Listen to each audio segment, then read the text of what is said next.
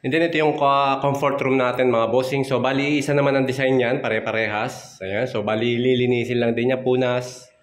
And then ginamit natin nga pala dito is 30 by 60. Ito, porcelain tiles. And then yung ating floor, ganun din. Ayan, ganyan lang yung design niya mga bossing. Tapos itong may part na to, walang tiles. Talaga ng salamin yan. Okay? So ayan. Marble design. Ayan yung ating sa may pintuan na part. May lavatory. And then may water closet. Ayan. At so yun ito naman pala yung lababo natin mga bossing, no?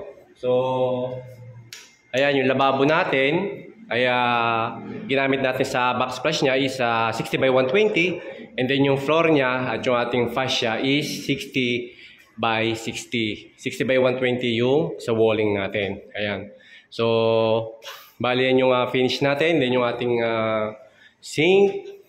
And then yung P-trap nito. Ayan, bahala na yung gagawa nito kasi malayo yung tubo na abang nila, no? Hindi ko alam kung anong gagawin nila dyan.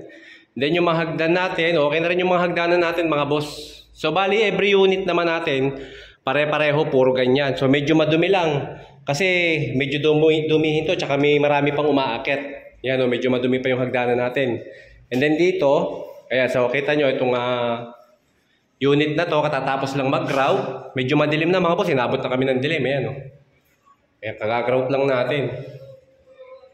So, finish na lahat itong ating mula second floor hanggang dito sa fourth floor. So, bibidyohan ko to mga bossing. Pagbalik natin, pag malinis na. Ayan. Then ito makikita nyo mga boss, sa pintuan niya, meron tayong transition na nilagay.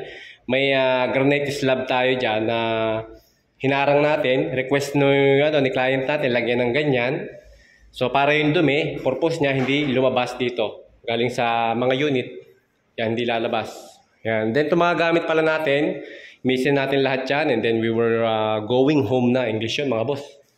So, and then yung ating Caloocan project nga pala, mga boss, saka ko na ulit bibidyohan siya pag natapos na natin ng buo kasi maglilinis pa at tinatapos pa yung ground floor. So, abangan nyo na lang yung finished product pagbalik ulit natin. Okay, mga boss?